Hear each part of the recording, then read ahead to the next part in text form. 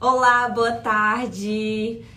Meu nome é Izzy Pinho, advogada do Pinho Law. Estamos aqui hoje com o Dr. Ben Rust. Prazer, Izzy. Prazer, né? Sim, introduce yourself. Meu nome é Ben Rust, advogado licenciado na Flórida. Tenho um escritório aqui no Orlando há uns 4 anos, por aí. Atuo na área de imobiliário e transações e disputas comerciais. Empresariais, né? Yeah, that word.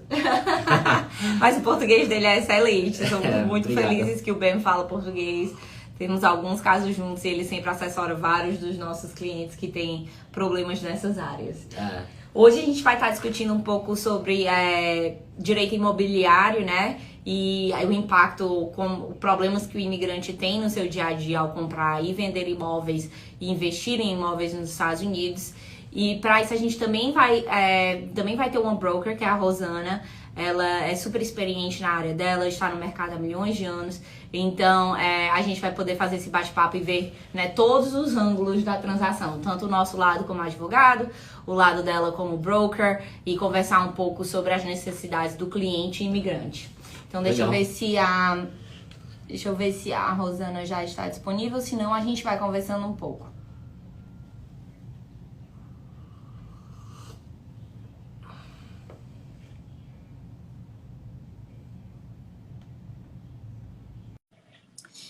Pois é, então o que acontece, né? Quando você é imigrante, você está comprando um imóvel, é uma transação diferente, né? Assim, eu acredito que a compra do imóvel no Brasil seja diferente da compra do imóvel nos Estados Unidos. Isso gera um pouco de ansiedade, nervosismo. Você está fazendo um investimento alto, né? Você está comprando um imóvel. Então, as pessoas, assim, sempre têm essa necessidade de aprender um pouco mais sobre essa compra e venda para poder fazer melhores negócios, né? E ser bem assessorado durante essa compra e venda.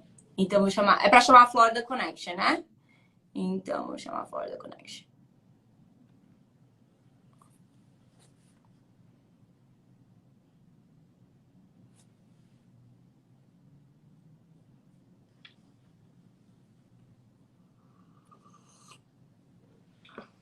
Só um segundinho, gente.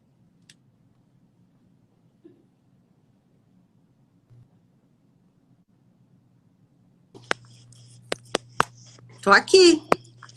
Oi, Rosana. Oi, pessoal, tudo bem? Tudo ótimo. Você vem um pouquinho mais para perto. Hi, Rosana. Oi. Hi, how are you? Tudo jóia, e você? Oi, long time don't see you. Tudo jóia. Vocês estão virando ao contrário, por quê? Vira o teu também, que fica mais fácil. É só tu virar teu telefone. Como é? É? Cadê tu? Senão a gente vira o nosso. Tá aqui. Agora tu virou. Não, eu vi. Ótimo.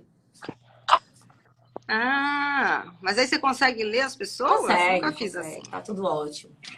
Então, tá bom. Então, tá jóia.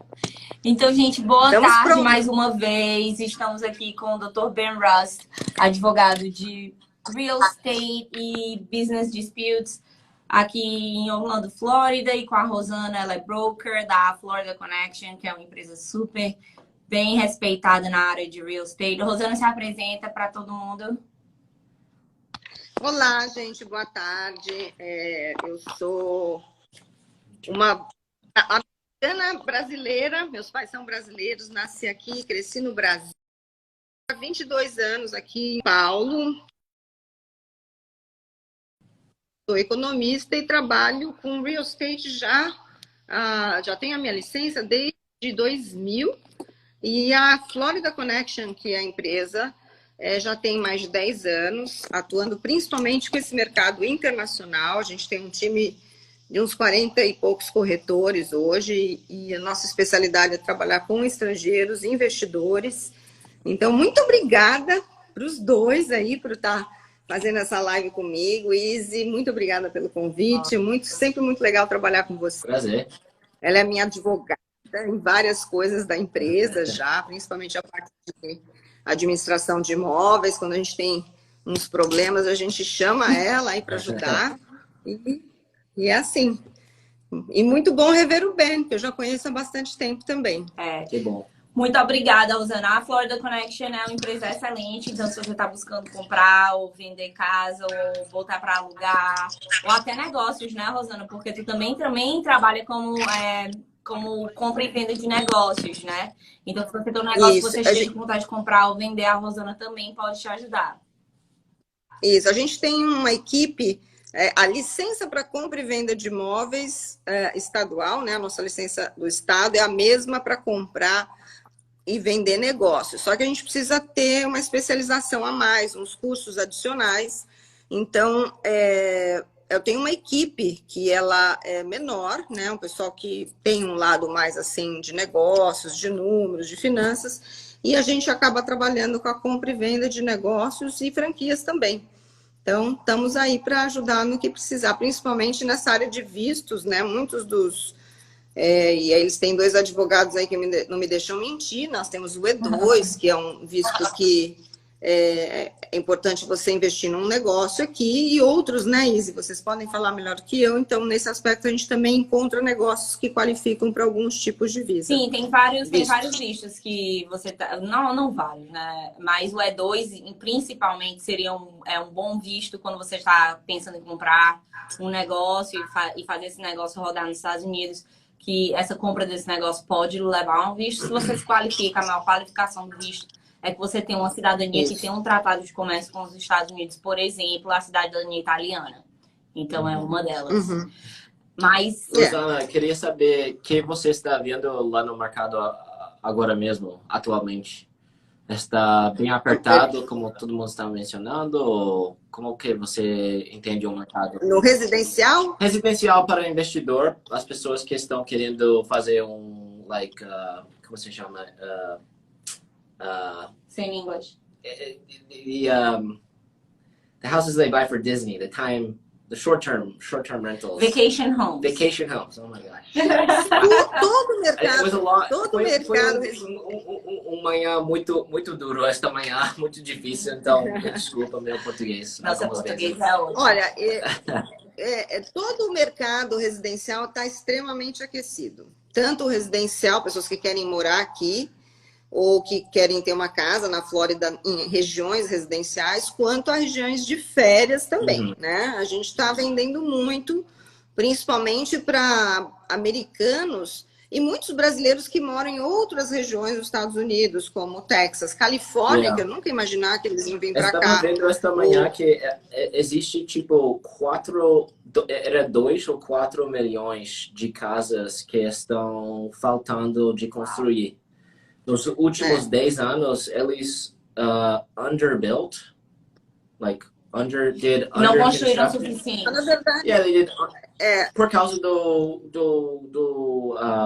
crise de 2008, e todo mundo não podia qualificar, e era difícil de ganhar uma casa, e todos os bancos estavam ficando bem restritos, e por causa disso, não construíram. E agora eles estão dizendo que os números são tipo 4 milhões de casas nos Estados Unidos. Em déficit. Né? A gente não tem inventário. E as mesmas construtoras, elas estão tendo comportamentos muito interessantes. Então, você tem, por exemplo, tem algumas construtoras que vão lançar um condomínio ou começar a vender um lote de casas, eles fazem quem dá mais. Quem paga mais a partir do base price, né, o preço inicial, leva a casa. Outros eles estão registrando filas.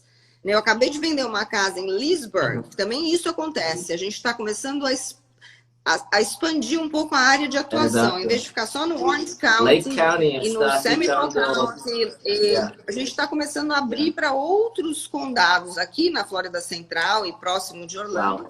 Porque é o único jeito da gente conseguir realmente casas para vender. Então, eu vendi uma casa agora em Leesburg, num condomínio novo, e o meu cliente era o 6º da fila.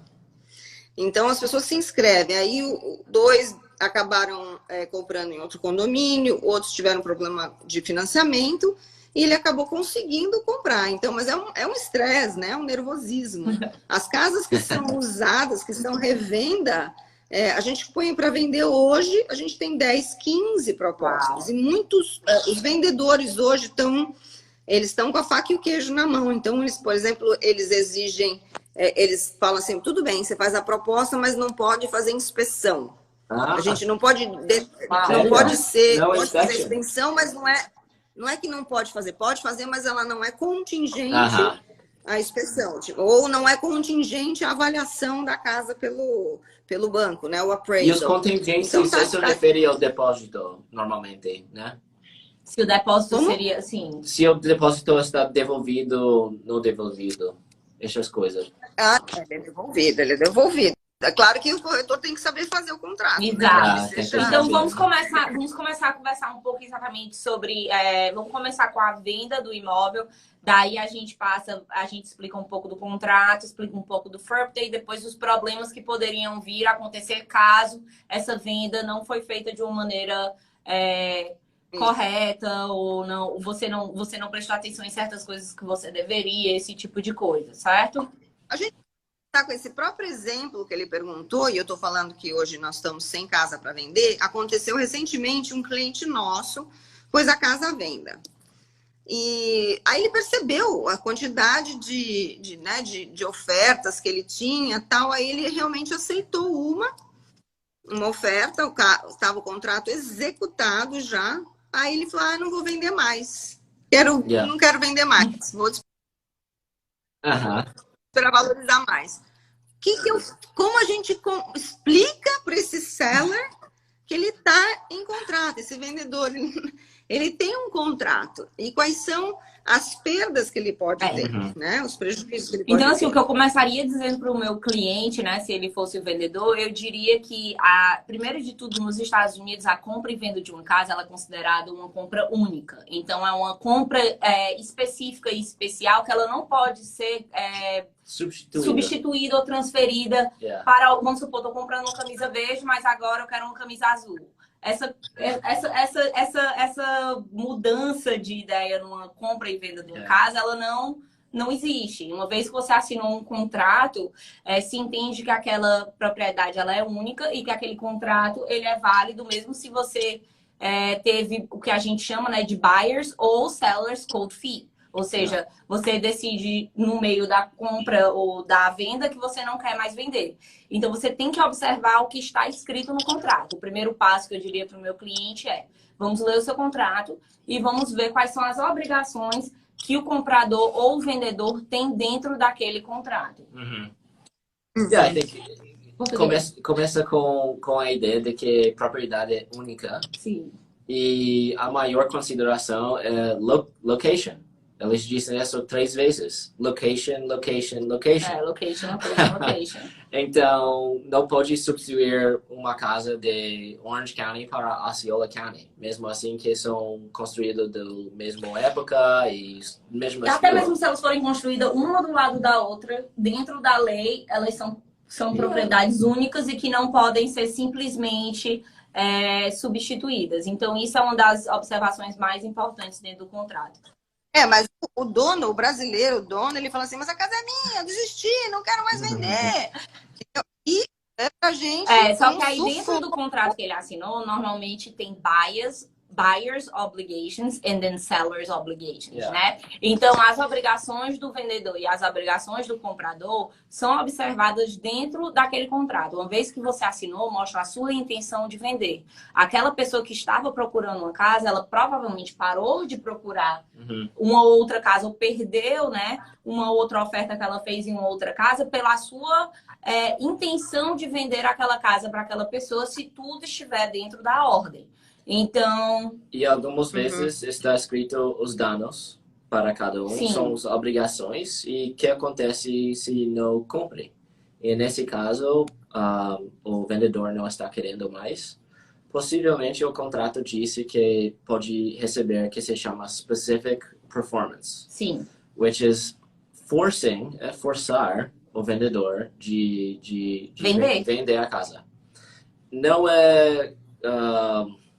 a resolução favorable, mas preferido por o corte, eles normalmente preferem ordem um parte pagar o outro, em vez de obrigar vender uma coisa, eles não preferem fazer isso se não necessário, mas isso vai ao ponto de que propriedade é única. Sim. E não pode ser substituído. E dinheiro não pode fazer a parte que não recebeu completo. Exato. Então, assim, se o comprador realmente fizer questão e disser, eu quero comprar essa casa, o próximo passo dentro dessa disputa entre comprador e vendedor seria você procurar um advogado, entrar com o caso na corte e pedir que aquele contrato seja observado por completo, ou seja, que a compra seja efetuada. Né? Isso na grande maioria das vezes é o que o contrato diz. O que o Ben está dizendo é que na experiência dele, os juízes o que o juiz mais gosta de fazer é ordenar realmente que essa casa seja vendida por que se chama specific performance, que é performance específica. Então, o que eles fazem, o que ele está falando é que normalmente se paga uma indenização, né? Se você é o vendedor, você estaria tendo que pagar uma indenização para o comprador nesse caso. Mas poderia que o juiz ordenasse a venda da casa. Então, isso também é uma possibilidade. Ou seja, pagar uma indenização ou a venda da casa. Então, o mais importante é realmente explicar muito claro para o cliente isso, né? O vendedor, que ele uma vez que ele assinou e o outro lado, a outra parte também assinou, é dito e feito, né? Qualquer alteração vai custar. Aí o que a gente também conversou, que eu acho que a gente falou um pouco em inglês e talvez certas pessoas podem não ter entendido, é que muitos contratos de compra e venda têm o que a gente chama de contingencies, ou seja, são cláusulas... Contingências. São cláusulas de contingências que, se aquele fato ocorrer ou não ocorrer, o contrato vai ou não para frente. Uma delas que a Rosana mencionou é a inspeção. Então, ela está falando que o mercado está tão aquecido que certos vendedores estão falando que eles aceitam certas ofertas para aquela casa se a inspeção não for uma contingência do contrato. Daí, cabe você, como comprador, saber se esse risco, né, é um risco que você vale a pena ou não. Porque pode ser que tenha algum dano muito grande naquela casa, que vai baixar bastante o valor da propriedade e que você vai ter que arcar com esse dano futuramente. Claro. Rosana, eu queria saber de você, se você está vendo seus clientes fazendo o que se chama option contract. A ideia seria fazer um depósito pequeno para reservar um preço lá no futuro para essa casa. Não é... Você está falando lease to own? Perdão? Um contrato de aluguel com possibilidade de compra no final do prazo. Essa é outra coisa, mas um option contract basicamente é você gosta de uma propriedade e você gostaria de ter o direito de comprar a casa em um ano. Não necessariamente que você está alugando, mas que você vai... Uma outra. Isso não estamos vendo porque ninguém quer esperar um ano para vender a casa. Todo mundo querendo vender agora. Entendi. Aproveitar o melhor preço e agora o seller tá mandando no pedaço. Mas existe sim muita procura de pessoas que, por exemplo, já alugam uma casa. Eu estou com 2 casos assim agora. São pessoas que mudaram para cá não faz muito tempo.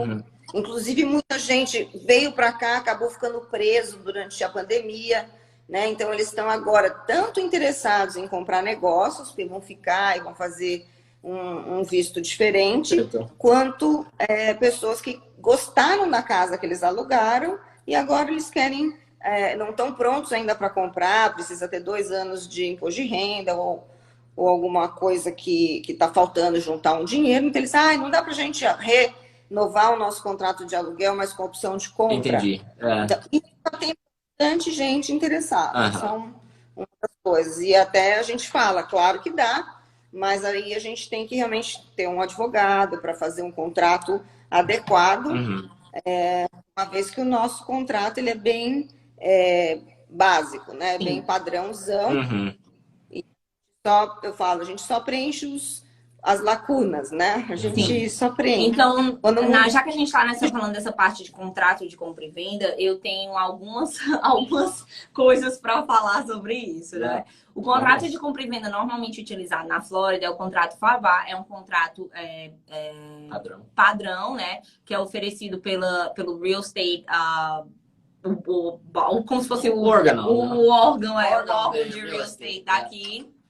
Esse daqui, né? Sim, o órgão de real estate daqui, ele já tem esse contrato, é padrão, todo mundo usa, compra e venda normalmente é feito por isso. Se você tem alguma coisa diferente no que você vai fazer nessa compra e nessa venda, é importante que você entenda como ou adicionar cláusulas a esse contrato, que tem a opção, né? No final do contrato tem aquelas linhazinhas que você consegue adicionar qualquer especificações, ou fazer um contrato completamente diferente. Por exemplo, muitas das construtoras têm seus próprios contratos. Os contratos são enormes. São, sei lá, 50, 60 páginas. De nova construção são... De novas construções. É um livro. Exato, é um livro.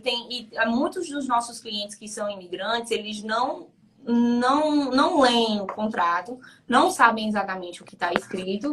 The starting point, o ponto de começar com novo construction e seu depósito é que você nunca vai ver esse depósito de volta. De qualquer circunstância. Sim, mas deixa eu explicar o que é que o Ben tá falando. Né? Não é que você não vai ver. É possível, mas... Não é bem assim. Não é tão black and white. Na minha experiência. Mas o que acontece aqui, quando você está comprando uma casa de nova construção, ou até mesmo um real estate sem ser de nova construção, você está dando um depósito naquele contrato, certo? Vamos supor que você deu 5 mil para poder começar aquela negociação, né? Ou para segurar aquele lote, por exemplo, no caso de nova construção. Se você decidir no meio do caminho que você não quer mais comprar aquele imóvel, pode ser que esse depósito ele não seja reembolsável, se você desistir. Porque dentro do contrato pode ter contingências para que esse depósito seja reembolsável. Por exemplo, você foi aprovado para um financiamento e eu posso ou alguma ser, coisa do tipo. Como você disse, biased. I can be biased. Nem sei como explicar biased em português, mas ele está falando... Preconceito tem porque cada vez que eu estou entrando nesse assunto de eu quero meu depósito de volta, os clientes já tentaram. Estão me ligando para ver onde está a escritura pequena de letra fina que me deixa receber esse de volta. E o normal é que são escritos bem tight. Exato. Então a gente... o mais importante é saber que a gente corretores de imóveis, e vocês, advogados que atuam na área de corretagem de imóveis, a gente tem que trabalhar sempre em conjunto. Então, em primeiro lugar, eu acho que todos os compradores internacionais têm que trabalhar com corretores que sabem fazer esse tipo de trabalho, porque a gente sabe muito bem que, além das cláusulas que são difíceis, né, de sair do contrato de uma construtora, a gente tem que saber qualificar bem o cliente, tem que realmente saber que tipo de lugar que ele está comprando, que ele está comprando certo e não se arrepender, né? Que ele vai ser aprovado no financiamento, que eles tenham... A gente tem que trabalhar com as construtoras também que já estão acostumadas a trabalhar com o mercado internacional, que eles conseguem ser um pouco mais flexíveis na data de fechamento, porque às vezes a pessoa do Brasil teve dificuldade para vir, ou é um profissional liberal, um médico, sei lá. O financiamento demorou mais tempo, né? Porque o financiamento é super longo. Para quem não comprou uma casa, o financiamento é a parte mais estressante da compra e venda, né? Os bancos estão sendo mais flexíveis, estão dando os préstimos mais fácil agora, Rosana? Ou não? Assim, o ano passado, quando começou a pandemia, eles pararam de emprestar para todo mundo, né? Americano, internacional, foi uma coisa bem difícil. Hoje já está tranquilo normalmente, a gente tem vários tipos de programas disponíveis para estrangeiros. Os brasileiros, apesar de não poder ver o imóvel nem vir para cá, não compram na mesma quantidade, mas estão comprando, principalmente aqueles que já conseguiram algum tipo de visto, ou aqueles que já compraram anteriormente, já conhecem como é que funciona o sistema e querem continuar diversificando os seus investimentos. Então, tem Não é na mesma quantidade, mas ainda tem. A gente comprando do Brasil, independente de dólar, independente de qualquer coisa, porque eles querem ter seu investimento em dólar, querem vir morar aqui em breve, não estão satisfeitos com a situação do Brasil. Então, esse tipo de público a gente continua tendo bastante. Então. E aí, eu acho que vale a gente falar um pouquinho, já que eu estou tendo essa oportunidade de explicar para os nossos compradores internacionais, eles sempre perguntam a questão de como proteger o patrimônio deles aqui. Então, se houver um falecimento, como é que funciona isso e o que vocês recomendam? Eu acho que a forma mais comum de você proteger o seu investimento é uma abertura de uma empresa e a transferência desse título ou a compra do imóvel no nome da empresa em si. Ou seja, você está criando uma proteção patrimonial, você está criando um layer, né? É mais uma camada de proteção. Então, quando você está fazendo negócios na pessoa física, você é a pessoa que está respondendo, né, por qualquer dano, qualquer problema que venha ter naquele imóvel. Quando você cria uma empresa e você está protegendo esse imóvel e você, né, com essa camada empresarial, quem está respondendo por qualquer processo ou qualquer coisa do tipo seria a empresa em si e não você pessoalmente. E tu quer falar um pouco sobre o piercing the veil e... Oh, that's... Yeah. É uma área complicada. Mas só para termos de proteção patrimonial.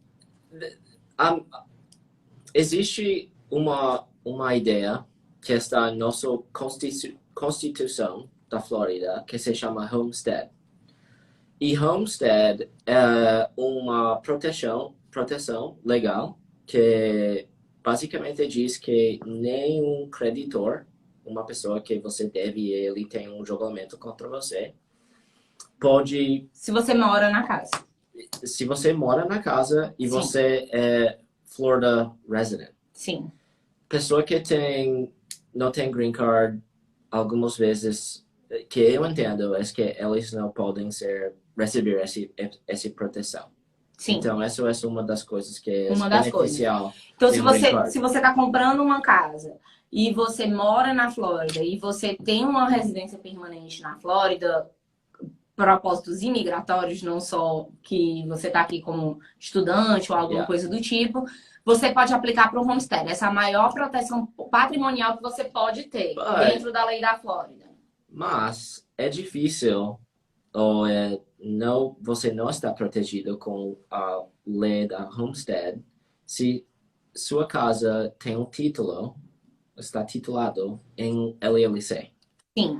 So that's like, okay, we have an LLC, mas não está protegido por as leis de homestead. Certo, so mas a maioria dos nossos clientes, os clientes da Rosana que estão fora, por exemplo, que estão fazendo investimento, eu vou comprar esse imóvel para diversificar, para investir. Não vai ganhar o homestead. Exato. Então, por que não botar lá em um LLC uma coisa? Exato. Entendo. A LLC vai ser essa camada de proteção. Então, tem essa proteção de você estar fazendo um negócio como empresa e não negócios, né, no seu nome pessoal. Existe uma facilidade de você ter sócios nessa empresa, o que vai evitar você ter que pagar ou você ter que deixar um dinheiro. Deixa eu explicar isso direito. Quando você vende um imóvel como estrangeiro, existe um imposto chamado FIRPTA, FIRPTA, certo? O FIRPTA, se você está vendendo no seu nome pessoal como estrangeiro, ou se você está vendendo... Sim, é uma retenção. Ou se você está vendendo como só... Você tem, por exemplo, uma empresa, uma LLC, e você está vendendo com só um sócio, você só tem um sócio nessa empresa, você vai ter que ter uma retenção de 15% do valor da venda, certo? Que normalmente vai ficar retido pelo Title Company. E você vai ter que enviar uma petição para a Receita Federal dizendo, olha, essa é a computação da depreciação da casa, de quanto eu ganhei, de quanto foi investido, do que foi modificado. A gente faz essa computação e daí chega no número realmente que é o imposto que você vai ter que pagar, que muitas vezes não é 15%, é bem mais baixo do que isso. Então, é um processo que demora. A Receita Federal está mais demorada do que nunca para tudo.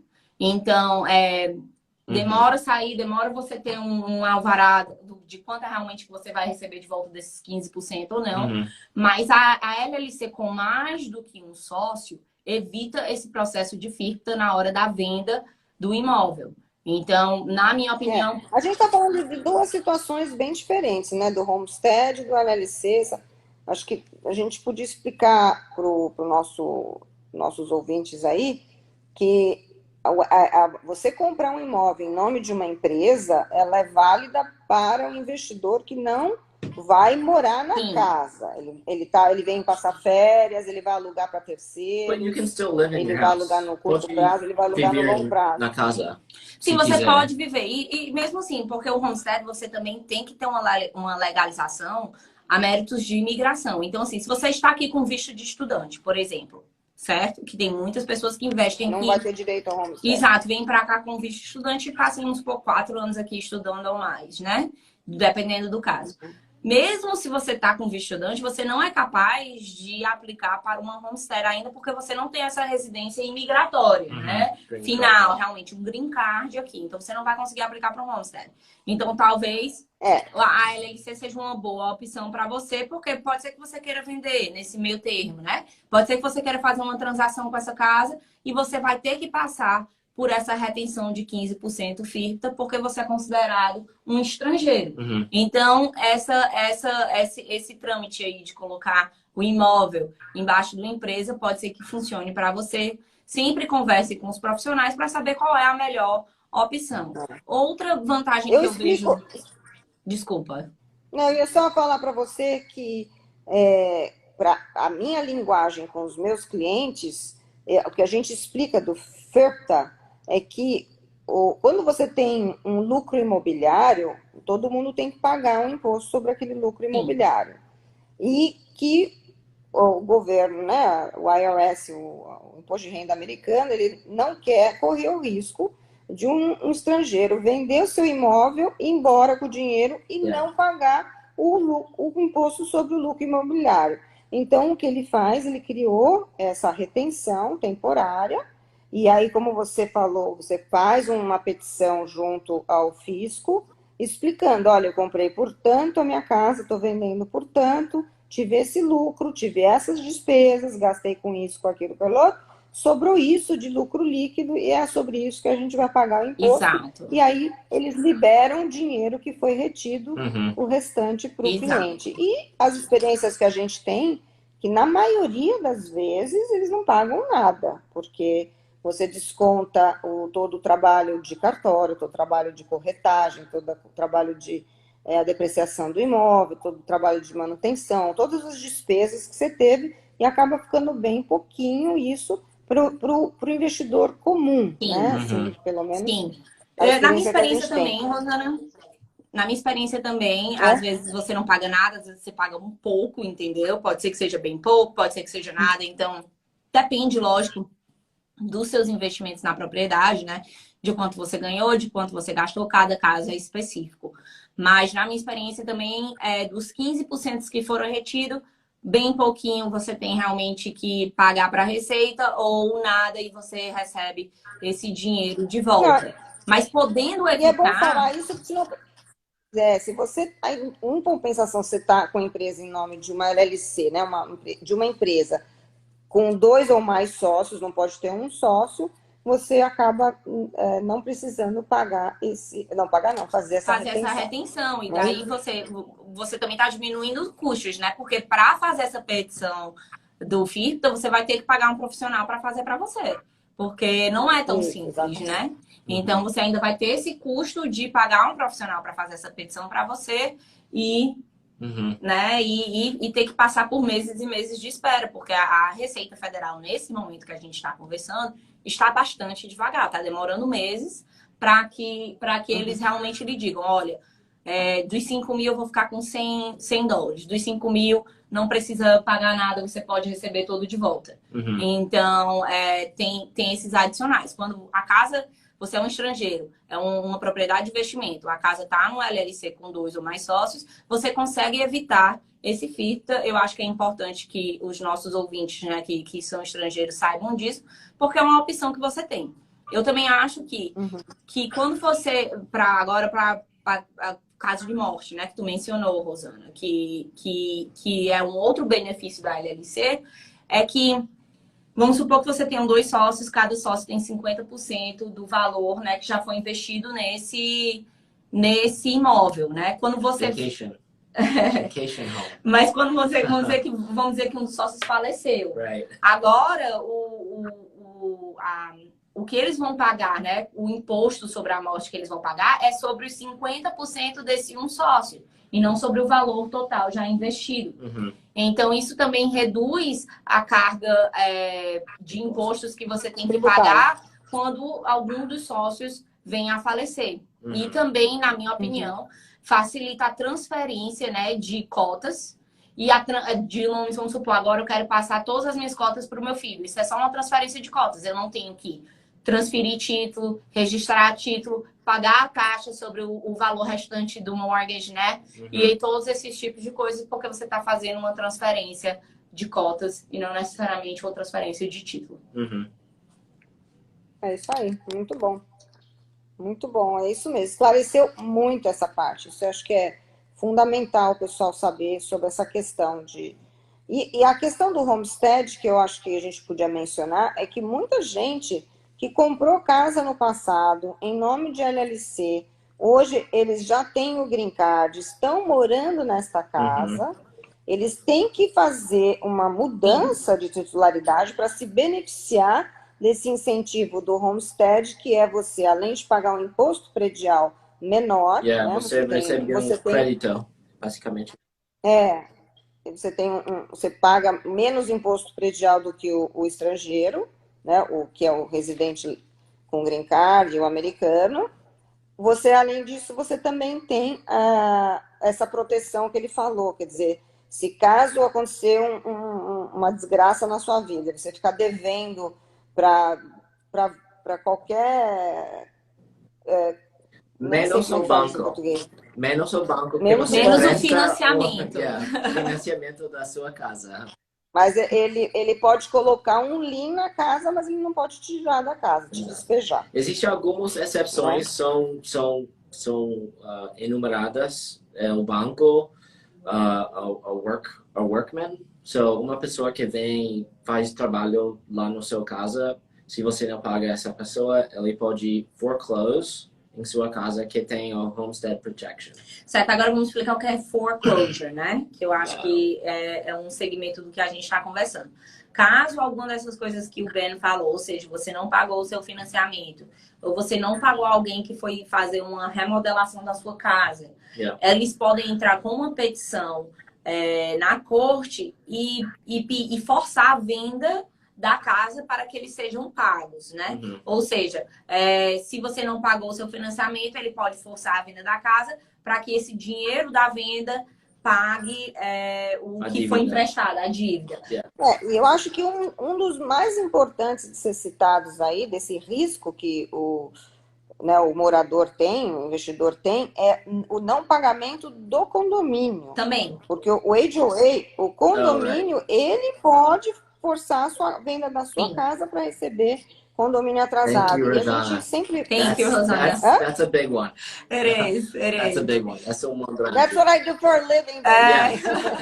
Com certeza. Isso é muito importante. Tem várias pessoas que ligam aqui no escritório que por alguma razão não receberam correspondência ou não, né? Que moram fora. Aí eu vou puxar a sardinha pro meu lado. Pessoalmente, eu não podia aguentar um HOA. Qualquer um.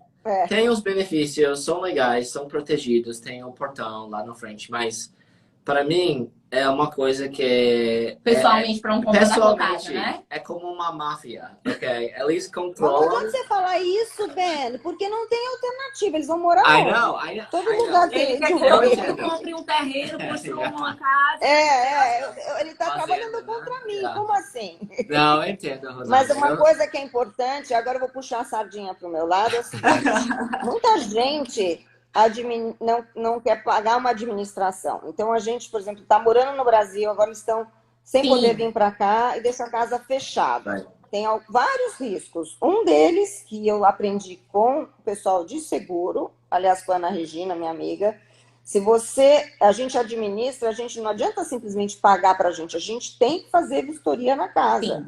A gente vai uma semana sim, uma semana não, uma semana sim, uma semana não, porque se acontece um furacão, destrói a sua casa, pega fogo, e o seguro descobre que a casa não está sendo habitada e não está sendo vistoriada, o seguro não vai te pagar. E também tem casos, assim, na Flórida, né, principalmente casos que são mais antigos, você pode ter um inundamento de água, quebrou alguma coisa, um pipe, alguma coisa do tipo.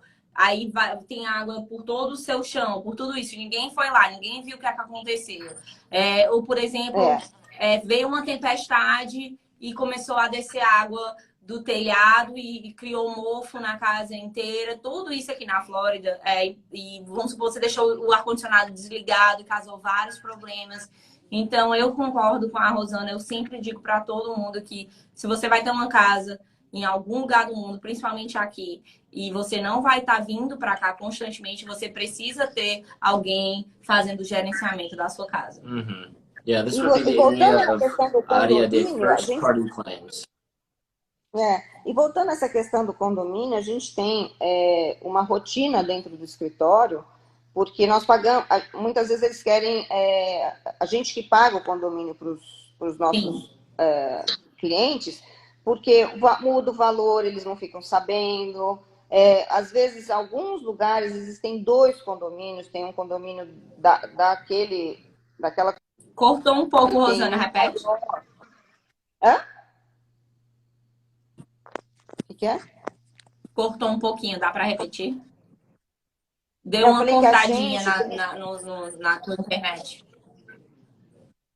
Que eu voltando sobre a questão da administração, né? A gente cuida, nessa questão do condomínio especificamente que a gente estava falando antes, a gente faz um acompanhamento, a gente faz o pagamento dos condomínios, porque às vezes eles aumentam o condomínio e o pessoal lá no Brasil não recebeu correspondência, não recebeu o carnê para pagar, não ficou sabendo.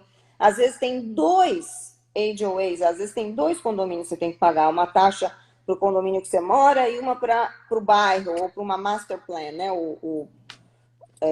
São regiões que tem vários condomínios e aí eles têm áreas comuns, então você tem um segundo condomínio e as pessoas não sabem disso. Então, a gente acaba cuidando nesse nível de detalhe. Então, é muito importante. Yeah. Eu tenho um amigo advogado que só mexe com condomínio, bem, vou apresentar ele. Gostaria de conhecer. Gostaria de conhecer. E outra coisa do HOA também, para quem mora fora, que são pessoas que ligam pra gente que estão com esse problema, é realmente essa falta desse acompanhamento, né? Eu não sabia que chegou notificação na minha casa que eu não tinha pago o condomínio. Eu mudei o cartão do meu banco e agora o condomínio não está mais caindo na minha conta, né? E isso me leva a uma causa do que a gente tinha conversado antes, que é de foreclosure, ou seja, a forçar a venda da casa. Então, muitas vezes, quando já chega nesse estágio, é importante lembrar também que já se acumulou taxas e custos advocatícios do lado do HOA. Você agora tem que contratar um advogado para lhe defender nessa causa e chegar a uma negociação. E daí você está pagando não somente o atrasado e as taxas de atraso do condomínio, mais os custos advocatícios do condomínio e os seus custos advocatícios, né, nessa causa. Fica bem complicado. Fica bem caro. E claro. Fica bem caro, na minha experiência. É verdade. Uma pergunta que eu queria te fazer, Ben e Izzy. Muitas pessoas, no passado, hoje em dia já é diferente, você consegue fazer financiamento em nome de LLC, em nome de empresa, baseado no crédito da pessoa física que é dona dessa empresa, mas você consegue que o banco reconheça essa empresa que é a dona do imóvel e faça toda a documentação em nome dessa empresa. Não todos os bancos, mas alguns ainda não têm essa modalidade e no passado a maioria não tinha essa modalidade e as pessoas compravam em nome de pessoa física e depois transferia para pessoa jurídica. E desde que eu trabalho com isso, tem assim, opiniões diversas dos advogados, dos bancos, de um modo geral, porque o banco não permite isso. Mas aí você tem a lei da Flórida que diz que o imóvel é seu. É seu. Então você pode transferir, você pode fazer, mesmo que você tenha um financiamento, né? Que é como se fosse um lien na propriedade.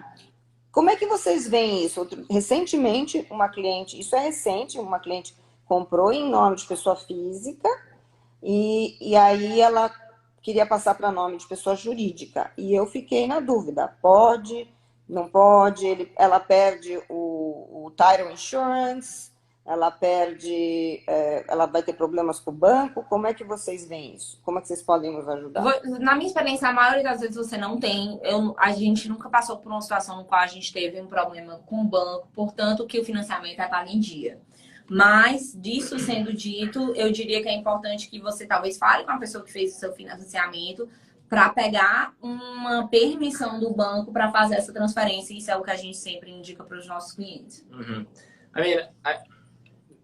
Meu entendimento sobre sua pergunta é que existe o third party, que o terceiro, que é o banco, e eles estão no driver's seat. Eles controlam a transação até eles recebem todo o dinheiro. Então, se eles não querem liberar, isso é uma decisão de negócio que eles têm preferência, podem decidir Sim. fazer isso ou não. Mas você é obrigado a informar o banco que você fez essa mudança? Informar o banco. Eu acho que você tem que ler o seu contrato de financiamento. Vai ter alguma cláusula sobre a mudança, o que é que você deve fazer quando se muda, quem é o dono da propriedade em si. Ou seja, quem é o dono. Agora, aí é onde eu acho que diverge a interpretação. Se você é dono da LLC e você é o dono do imóvel, teve realmente uma mudança de dono ou não, né? Mas isso é um argumento que você teria legal, né? De você dizer que, já que eu sou o dono da LLC, não necessariamente trocou de mãos, porque eu também sou o dono eu sou a pessoa que é o titular do financiamento, né? Entendi. Maravilha. É isso mesmo. Outra coisa que eu queria dizer, que eu vejo também que acontece, que eu acho que é importante, que às vezes as pessoas elas não são assessoradas por profissionais competentes como a Rosana ou por corretores de imóveis, e eles fazem uma compra e venda de uma casa entre amigos, né? Ou seja, não, tu compra meu imóvel, eu te dou 100 mil lá no Brasil, vou te pagar 5 mil por mês. A gente tem um caso assim. É real o caso. E não é o único, entendeu? Então, assim, não, eu sou teu amigo, quero comprar a tua casa, vou te dar 100 mil, vou te dar um terreno lá no Brasil, vou pagar 5 mil por mês. E nunca fazem um contrato de compra e venda, ou fazem um contrato de compra e venda em português pelas leis do Brasil, que não aplica aqui. Esse também é o nosso caso.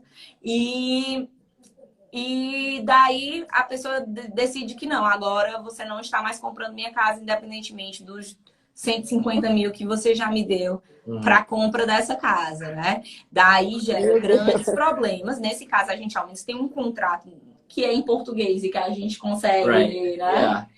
Utilizar. You know, how do you say,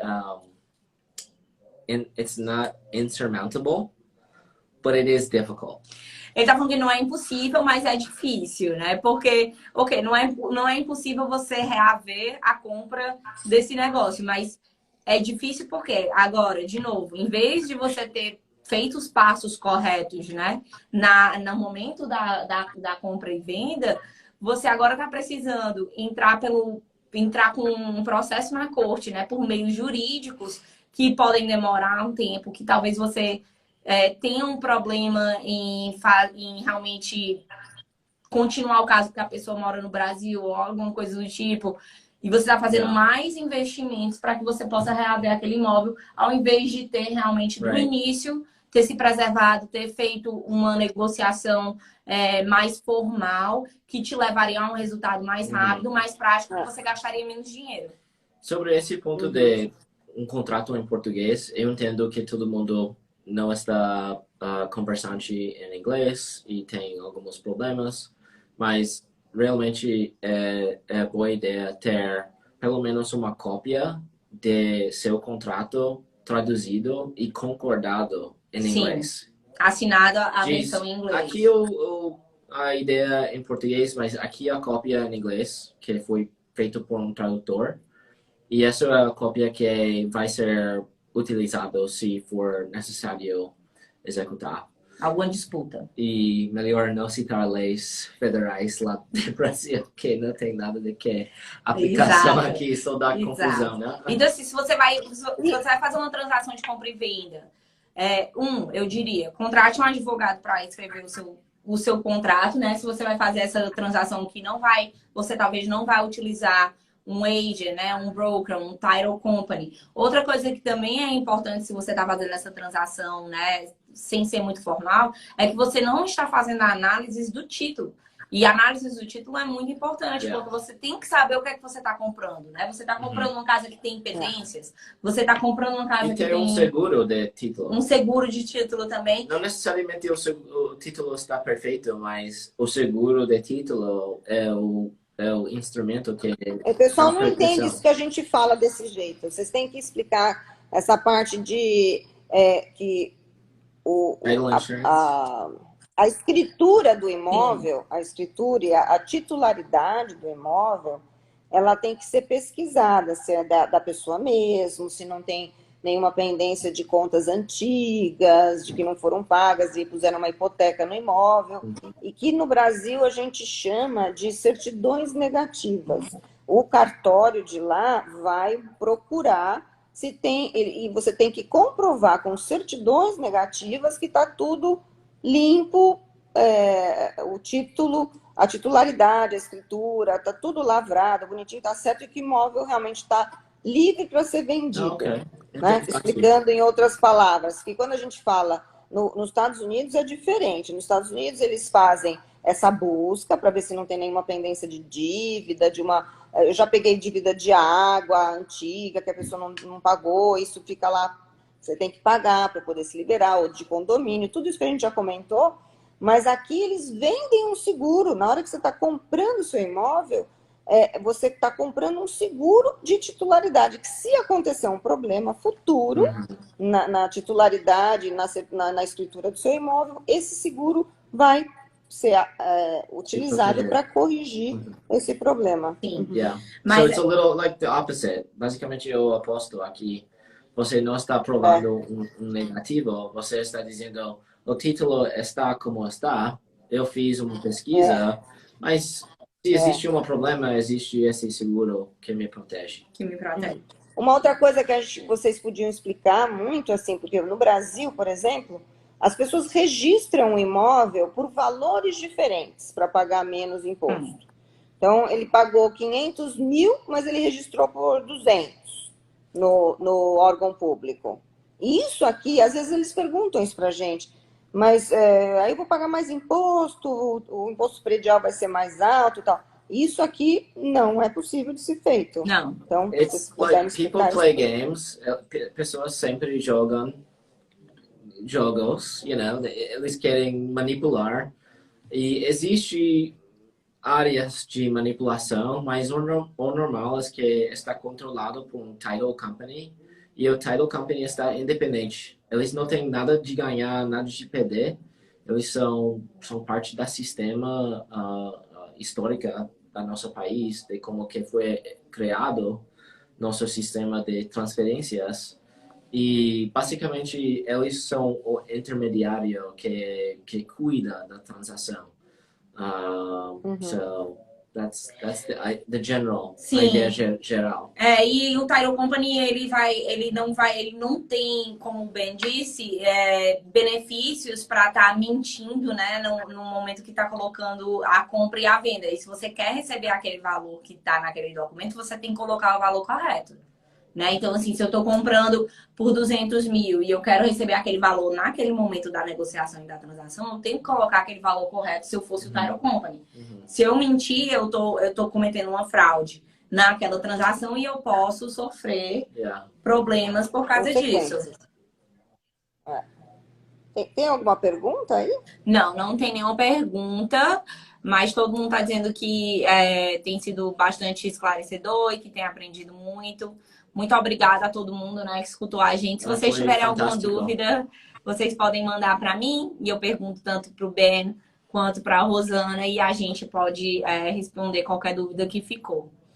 Mas, Rosana, tu tem mais alguma coisa que gostaria de dizer? Fala um pouco sobre a Florida Connection, passa teu telefone. Bom, isso vai ficar gravado também, né, no IGTV da sua empresa, porque acho bom depois eu poder usar o link para mandar para as pessoas que não puderam assistir. Na verdade, a única coisa que eu gostaria de falar é que, assim, a gente prima muito pela educação dos nossos corretores. Tem muita gente nova entrando no mercado e a Florida Connection tem uma característica de formar bons profissionais. Inclusive, alguns saem, abrem a sua própria empresa. Eu torço muito pelo sucesso de todos eles e fico feliz porque a gente deu uma base muito boa. E como hoje o mercado está muito aquecido, tem muita gente tirando licença, e o mais importante para você, investidor, é pegar uma pessoa que tenha experiência ou que pelo menos tenha um suporte de um broker como eu, com uma empresa que tem a experiência de muitos anos fazendo isso, não só para o mercado residente, local, como principalmente para o mercado internacional, porque o nosso objetivo principal é proteger o patrimônio de vocês, continuar fazendo negócio com vocês e saber que a gente está fazendo um bom trabalho, deixando você realizar o seu sonho sem tomar riscos, prejuízos. E é por isso que a gente se associa a profissionais de altíssima qualidade. Também a gente não se associa com qualquer pessoa. A Izzy é um exemplo de uma advogada jovem, o Ben também é jovem, mas a Izzy eu tenho assim, mais contato até, eles dois trabalham em parceria, porque isso que é legal. Um ajuda o outro na complementação do conhecimento, e a gente só trabalha com pessoas sérias, idôneas, e que realmente abraçam o seu trabalho com esse objetivo, da gente ajudar você a realizar seu sonho, proteger seu patrimônio e viver uma vida legal aqui, seja como turista, passando férias, seja como investidor, ou seja como futuro residente, morador, nossos vizinhos aqui do Mickey. Belíssimas palavras, Rosana. Você, como sempre, maravilhosa. Ben, tu quer falar um pouco mais sobre a tua empresa? Ok. A gente atuamos na área de imobiliária e empresarial, mais focado em disputas, litígio, praticamente quando os dois partes não podem concordar o que fazer. Eles me chamam para resolver a situação. Estamos localizados no mesmo prédio que Izzy, basicamente vizinhos. Somos vizinhos. Somos vizinhos, somos vizinhos. Bom, como Rosana falou, a coisa mais importante é saber quando você não sabe uma coisa. E nesse momento, você não tenta de inventar ou descobrir uma coisa. Você rely on your neighbors, chamar os vizinhos, chamar os experts, chamar as pessoas que têm mais conhecimento, e com esse expertise, né? This neighborly working together, você pode dar uma solução para o seu cliente. Com certeza.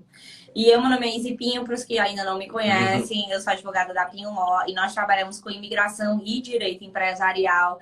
E o nosso direito empresarial e também um pouco do real estate é baseado mais na prevenção do que no litígio. E na parte do litígio usamos profissionais maravilhosos como o Ben, que nos auxiliam em toda essa parte. Então, estamos aqui para o que vocês precisarem. Rosana, muito obrigada. Obrigada por todas essas explicações que você faz muito melhor do que a gente. Foi um prazer. Em português, tudo como é que é a diferença entre o Brasil e os Estados Unidos. Eu e o Ben somos mais inteirados nas leis americanas do que brasileiras, né? Gostaria de saber mais sobre Lake County. Estou bem empolgado de comprar um terreno. Ó, um cliente, Rosana. Lá no Lake County. Fica maravilhoso aí.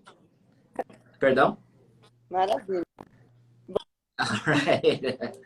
Fantástico. Pois muito obrigada. Vamos fazer uma outra, Rosana. Quando tiver bastante dúvidas aí dos teus clientes nesse ramo, a gente se encontra de novo e conversa novamente sobre todas essas dúvidas que a gente pode esclarecer.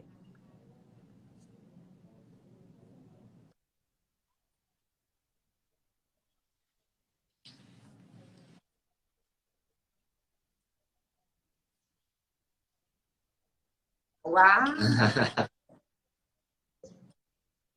Maravilha.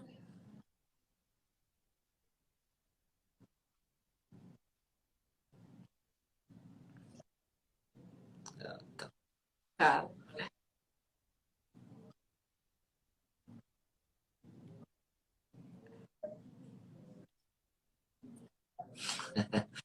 All right, Tá, Rosana. tá bom, Rosana. Bye. Boa tarde, gente. Obrigada. Bye, Obrigada bye. a todos que nos assistiram. Tchau, tchau.